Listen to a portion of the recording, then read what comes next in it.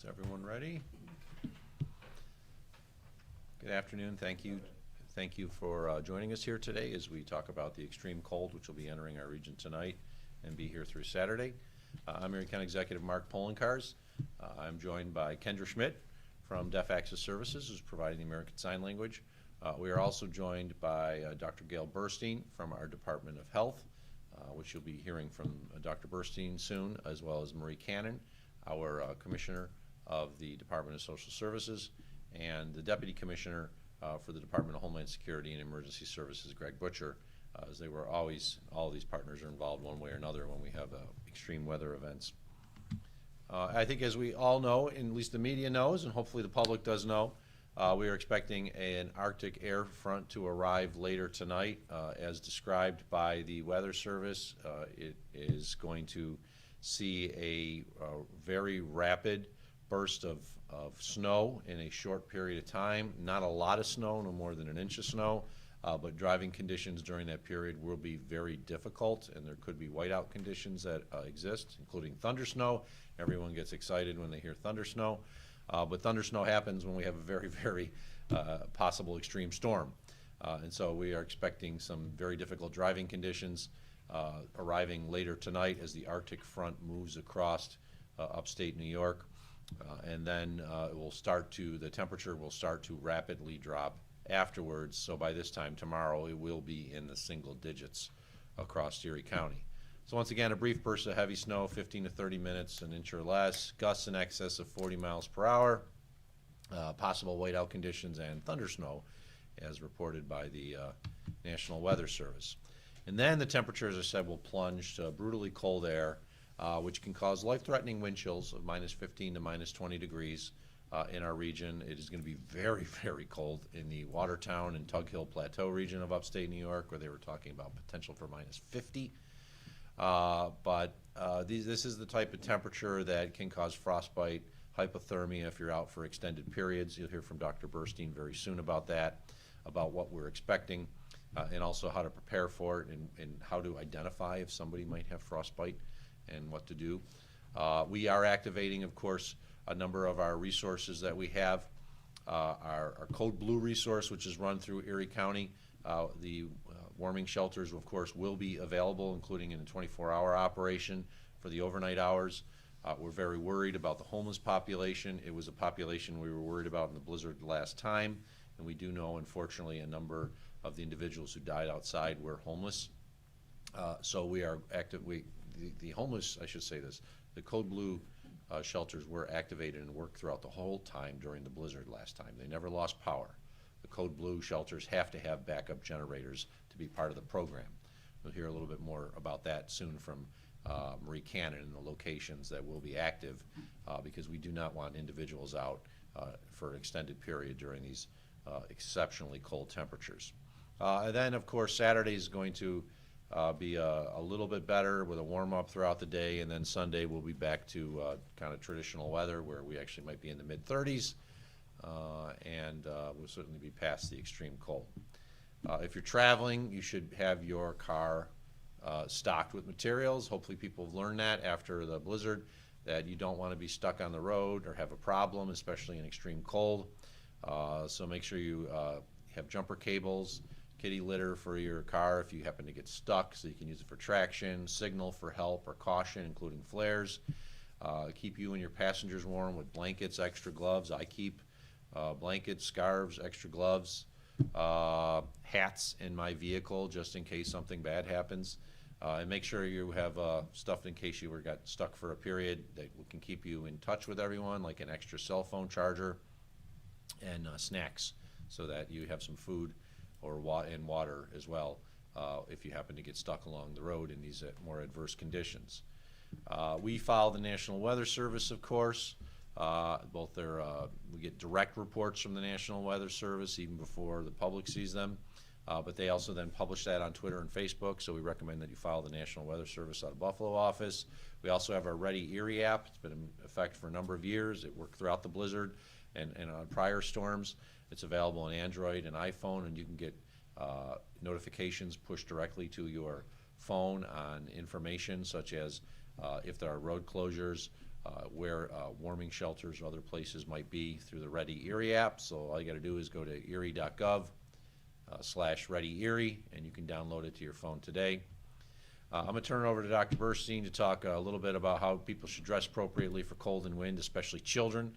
We know that the City of Buffalo schools have already announced they will be closed in person. They will be doing remote learning tomorrow. I talked to Mike Cornell, the head of the Superintendent's Association for Erie County. He indicated he thought most other school districts would be open tomorrow.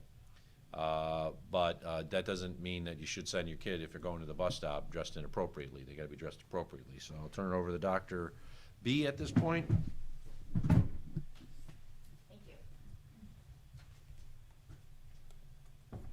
Thank you. So as the county executive mentioned, it is going to be a cold next couple of days.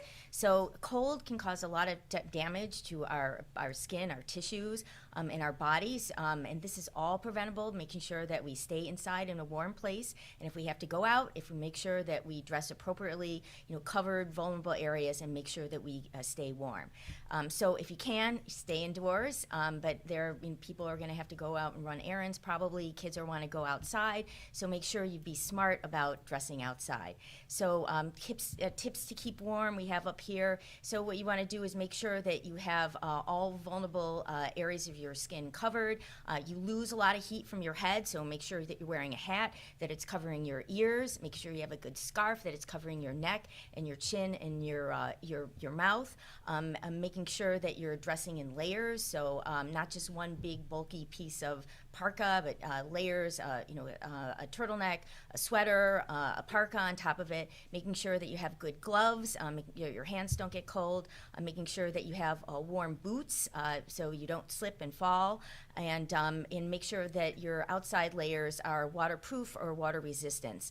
And then when you do come in and you do start to get a little cold, make sure you take breaks, come in, get warm, and rest. And if you do get wet, that gets cold really fast, so make sure you get inside to a dry place. So the adverse consequences that we can see from extreme cold are frostbite and hypothermia, which is a medical emergency. So frostbite is tissue damage to the skin because of the severe cold. So signs and symptoms of frostbite is, initially people can develop some pain, redness at the site, and then if it gets very, very cold and start to get tissue damage, then the skin can turn white or grayish. It can become kind of firm or rubbery or waxy, and then the person develops numbness.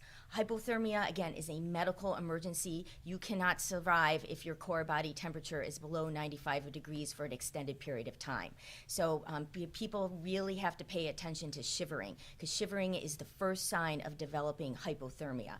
So if you start to shiver or start to see your kids shiver, or educate your kids, shivering, danger, go inside. Also, with hypothermia, people start, it affects your brain, so people get confused, they get clumsy, they stutter their speech, they may have some memory loss, they become very drowsy, they may slip and fall, they have poor balance.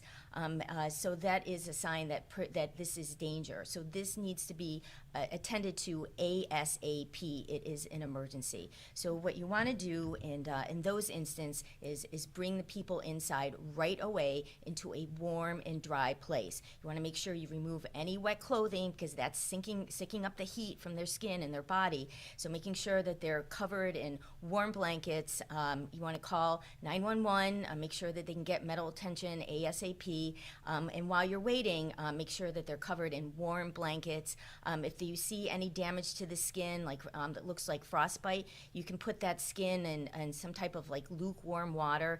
Don't rub it because the friction will cause even more damage, or don't put an electric heat on it because, again, it's numb. They can't really feel how hot it is. So just some lukewarm water that is not too hot, and then get them to healthcare ASAP, because hypothermia is a medical emergency.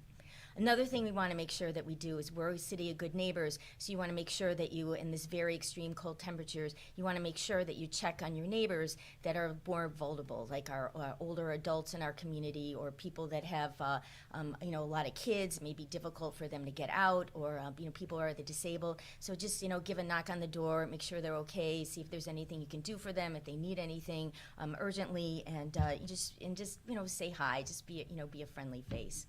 Also, what we worry about in these extreme cold times is carbon monoxide poisoning. And the most common way that people get carbon monoxide poisoning is from furnaces or dryer vents or any kind of machinery equipment in your home where the vent is covered and outside vent is covered, and then the carbon monoxide that's generated by these motors stays inside, and you get a high concentration inside your home. Carbon monoxide is odorless, it's tasteless. The only way you're going to know that it's there is if you have a working carbon monoxide monitor and it starts to go off. Unfortunately, what it does is it initially puts people to sleep, so they don't even realize that that there's a problem until it's too late. So there are things that we can do to prevent carbon monoxide poisoning. Make sure that, again, your vents are clear to the outside. Make sure that if you have a generator, it's at least 20 feet away from the house. If you have a space heater, make sure that it's at least 3 feet away from anything else that's flammable in the home. And again, make sure that your carbon monoxide monitor is working. So, and I just want to, we'll give out in a moment these Let's Get Ready for Winter. We have these on our Erie County Health Department website. They were made by the Office of Health Equity, and they're really great resources, and the county executive is going to talk about some other great resources that we have.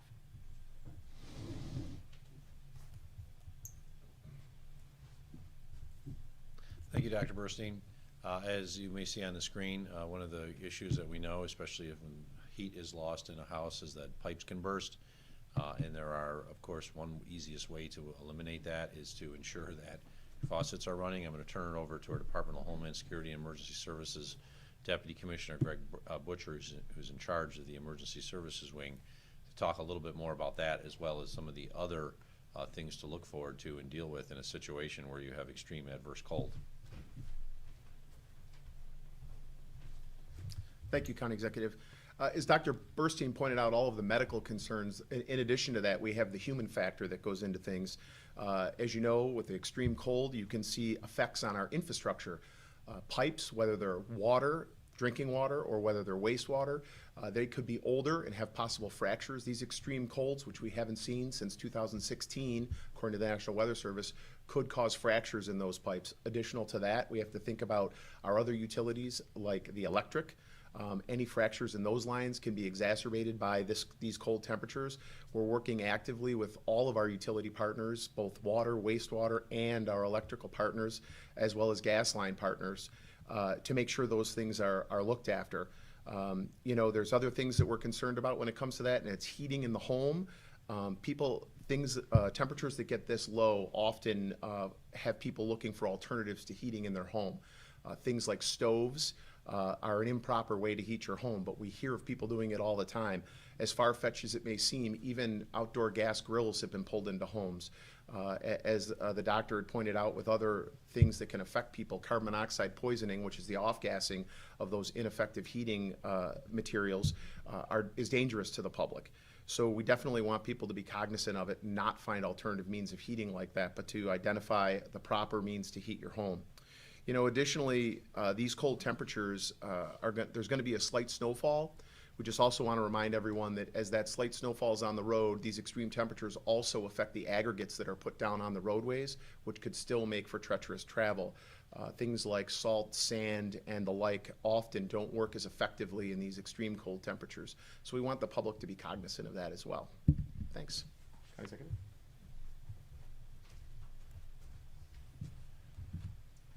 Thank you, Greg.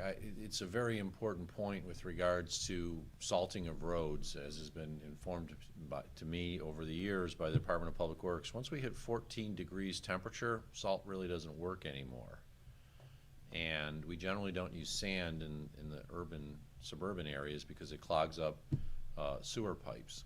So if it is what it's supposed to be, which is single digits just with the regular temperature, nevertheless the wind chill, and there's snow, it's going to be pretty tough to use salt, and actually it's going to be impossible at that point to use salt to remove it. So the snow would be on the ground. It's just a matter of plowing as much of it off as you can. Thankfully, we're not expecting a lot of snow. But as Greg talked about, and we said, prevent thaw and frozen pipes. The best thing to do is, if you don't have insulation on them already, is to just ensure that you have stream of water going through your faucet so that the water is always passing through and just doesn't freeze in the pipe. And truthfully, never leave the heat in your house below 55 degrees. A lot of people like to turn down the heat. I turn down the heat at night because you don't need it when you're sleeping as much. But you should never have it lower than 55 degrees. That causes all kinds of problems with your equipment. We talked about this, having fire safety, smoke detectors, and carbon monoxide detectors are very important. We unfortunately have seen some tragic deaths and fires as a result of locations or the homes not having smoke detectors. I just want to remind everybody, it's very difficult to fight these fires during the winter when it's exceptionally cold. But the firefighters go out there and do it. And sometimes, unfortunately, they're not able to rescue everyone. So make sure your fire detectors are fully active. Change your batteries basically every 6 months to ensure that you have fresh batteries so they don't not work in a situation. We have, as Dr. Burstein already talked about, the Let's Get Ready for Winter through our Health Equity, which has got a great newsletter on what can be done to address the issues associated with the problems in winter that we often face, and is available on our website. There's also some other great links here. I want to bring up our Commissioner of the Department of Social Services, Marie Cannon, because when we have these extreme cold, one of the things that we get ready for in winter is ensuring that our code blue locations are appropriate and active, and we have 2 locations in the city of Buffalo that are strong, good locations that worked throughout the entire blizzard and had individuals there, never lost power because they have backup generators, and they will be active again during this upcoming cold spell because we know because of these exceptionally cold temperatures, if someone is homeless and is trying to live out on the streets, they could die in this weather, and we do not want to see that. So, Commissioner? Thank you. Uh-oh. Did I hit the wrong one? So we are fortunate to live in the city of good neighbors, as we're known, because we have very good collaborative partners to ensure that people who are vulnerable, and especially the homeless, have a place to go, especially in extreme weather events like this. So we partner with the City of Buffalo, the Homeless Collaborative, the Restoration Society, who helps us to make sure that nobody is left out on the streets. And even in the city of Buffalo, we have 2 sites, 2 Code Blue Centers, we call them. They're at 586 Genesee Street and 412 Niagara Street, both in the city of Buffalo. And they are low barrier. You need to get out of the code. You just show up and they'll let you in. That is how this is designed. And then we also want to make sure not only our neighbors in the city of Buffalo have opportunity to get out of the code, but neighbors outside of the city of Buffalo. And so we work with the Rural Outreach Center, and what they do is that they have a place where folks can go as well, but because of the access and transportation in the rural parts of the county, they actually have an outreach van that starts at 7 p.m. that will go out and pick anybody up. They would just have to call, and here's the number. It is 716-240-2220, extension 106. So starting at 7 p.m., the van will go out and pick up anybody that is in need of a ride to get to a shelter. It might be out in that area, or they will actually bring them into the city to one of the shelters. So again, those warming centers are located at 586 Genesee Street, 412 Niagara Street in the city of Buffalo. And also, if you need additional information, there is updates that are given. You can actually text Code Blue Buffalo to 898-211. Code Blue Buffalo to 898-211. And then if you're outside and you're in like the southern tier of the county, you actually text Code Blue Southern Erie to 898-211. Again, it is Code Blue Southern Erie to 898-211. 211.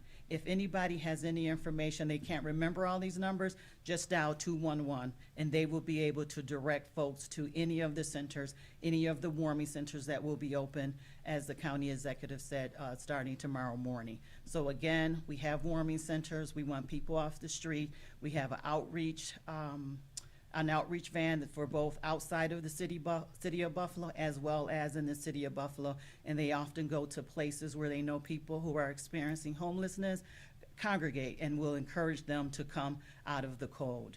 So that's it. Thank you. Thank you, Commissioner.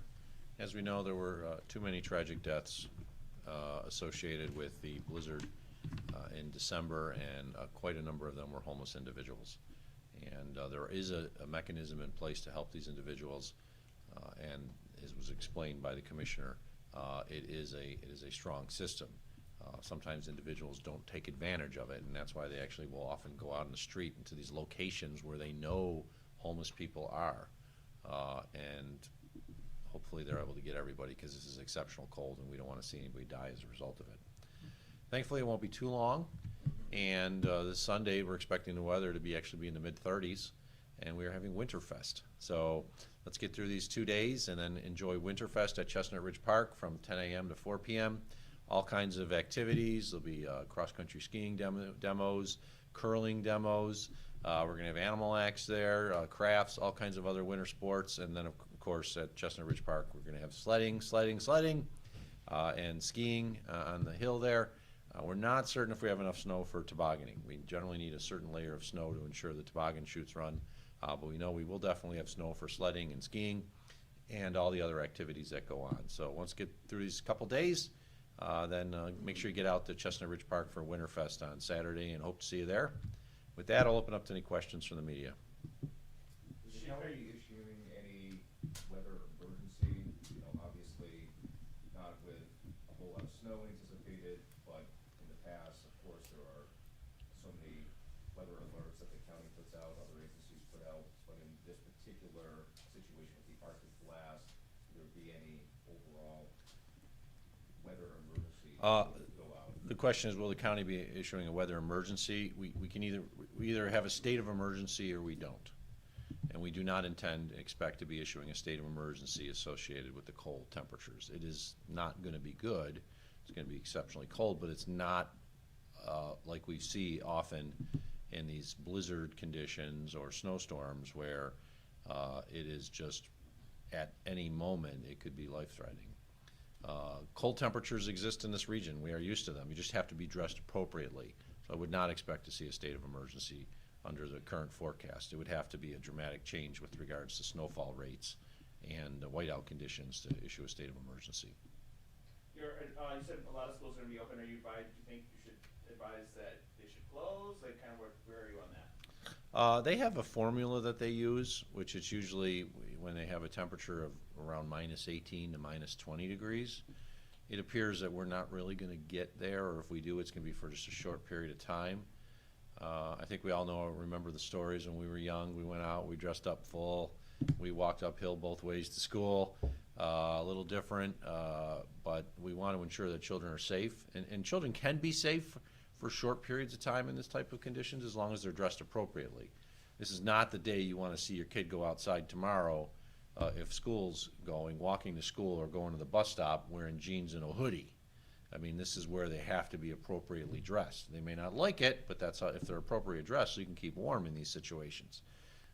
And so at this point, as I said, I talked to Mike Cornell from the School District Association. He felt that other than the city of Buffalo, he didn't see other schools doing it. Now, if the weather forecast change and it's going to be significantly colder or additional snowfall and rates, then of course they might change their mind. We've gone through this before. We just haven't gone through it in a few years. I think it's almost at this point 7 years, probably 2016. You said. So it's been a while, and not everybody may be accustomed to the extreme cold. We've had these days before where it's single digits, and we've had wind chills in the -10, -15.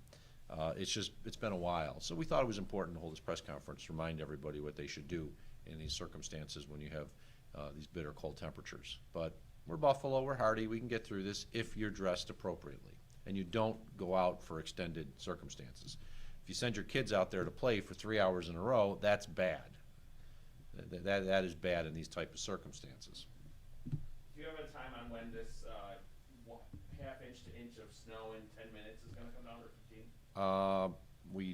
I believe we've been told pretty well, it's actually gonna come in the later evening hours. It could be 6 to 8 p.m.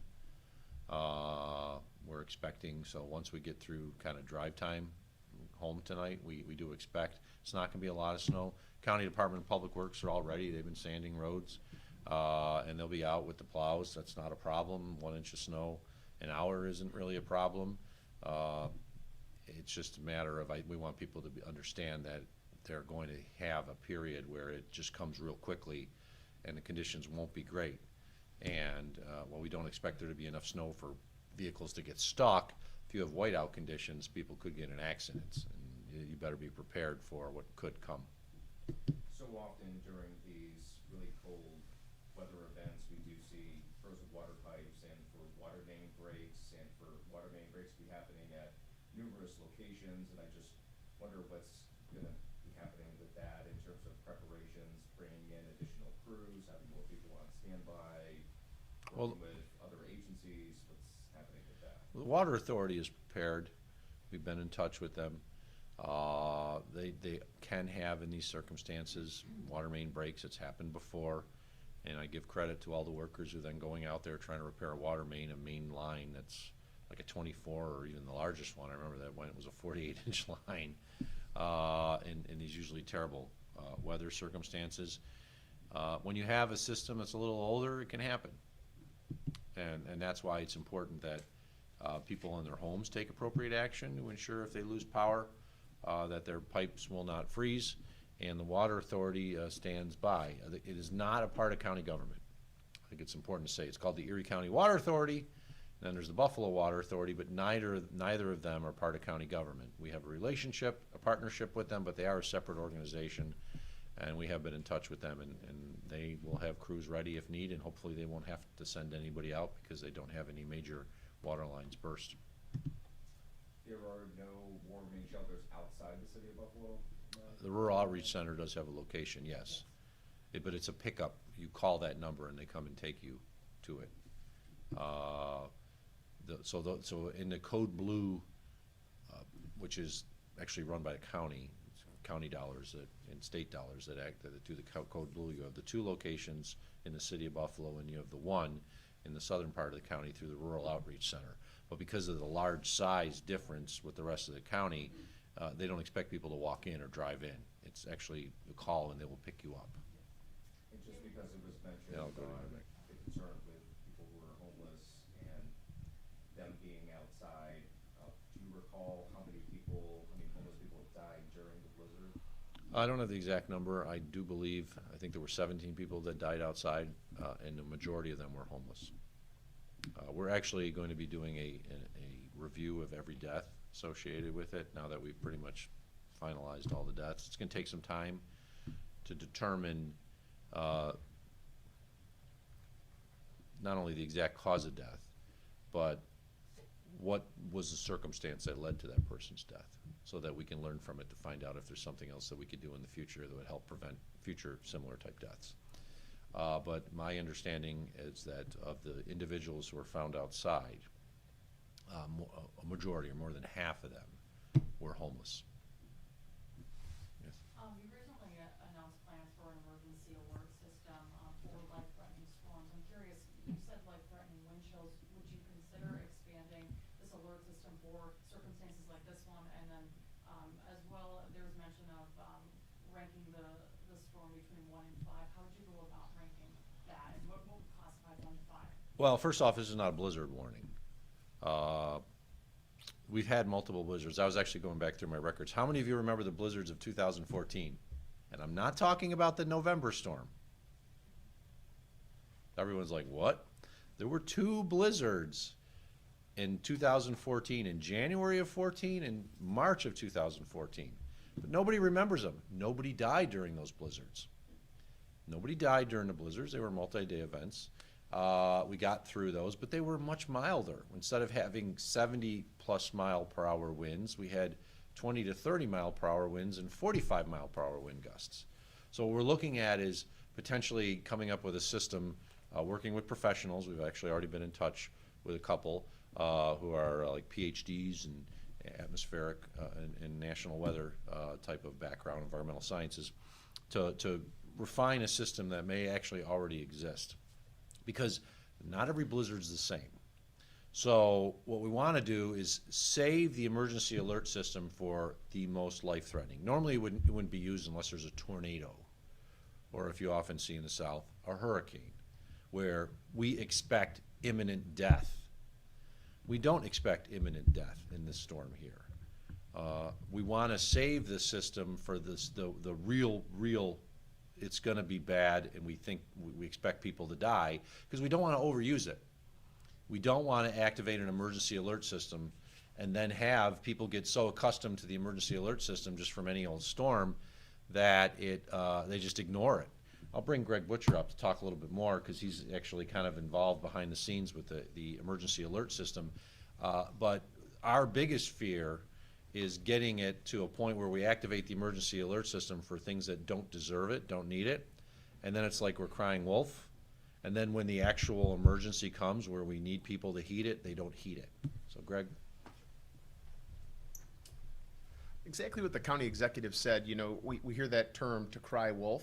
The emergency alert system and the iPause system, basically they're platforms that engage every bit of media, whether it is print, online, social, the television, radio, and then now with the iPause, it's the most advanced. It goes to your cellular devices and takes them over. It's kind of like an Amber Alert. There have been uses of that across the country that our partners at the federal government tell us have been overuse, and that cry wolf syndrome has hit, and it's becoming less and less effective. And when we met with the county executive, he agreed wholeheartedly that this is something we don't want to make light of and use only in the extreme circumstances. The system is not brand new. We have had access to it for a while. The county has access to it and has all along. There's a process in which we follow to activate the system, and there are only certain people that are capable of activating it. We work with our partners and test it on a monthly basis from the federal government, and we do think there's an opportunity to use it here when necessary, but as the county executive said, we don't want to overuse the system or use it when we don't think it's appropriate. In this particular case, there's only one major facet here, which is the temperature, and I don't want to make light of that, but there is not blinding snow, there's not incredibly high winds. Those are all categories we rely on our partners at the National Weather Service to identify severity and different types of weather events that could cause us to use this system. So in this case, we just haven't reached a point. We are in an extreme cold advisory. There are other parts of the state, as the county executive pointed out, up in the Tug Hill region, which are under a warning based on the fact that their temperatures are even colder. So we have the system available. We're going to use it when it's necessary, and at this point, we don't believe we've reached that threshold yet. Thanks. Thank you, Greg. This is going to be cold. We've had extreme cold here before. We've actually had some days which are even colder. Thankfully, it doesn't appear the temperature is supposed to get below 0. We've had that before. But it's going to be extreme cold, and we haven't had it for some time, and we want the people to just understand that there are certain precautions that you can take to ensure that you and your family are safe. If you're going out in these temperatures in a vehicle, you should have certain things in your car to ensure that in case something does happen, you get in an accident, car runs out of gas, whatever it is, that you are prepared to be sitting inside your car for a little bit, and you'll be safe because you have appropriate clothing and other things necessary. So just want everyone to be safe and secure. And then finally, as I said, Sunday's going to be a great day. Hope to see everyone at Winterfest. It's going to be a wonderful day. We're going to have lots of snow on the ground. We know that. It's already there at Chestnut Ridge. We're expecting another little bit, as we talked about tonight, at least an inch. And after the cold temperatures of tomorrow and Saturday, I think people will be looking forward to getting out and enjoying the winter at Winterfest. So hope to see everyone there. Take care.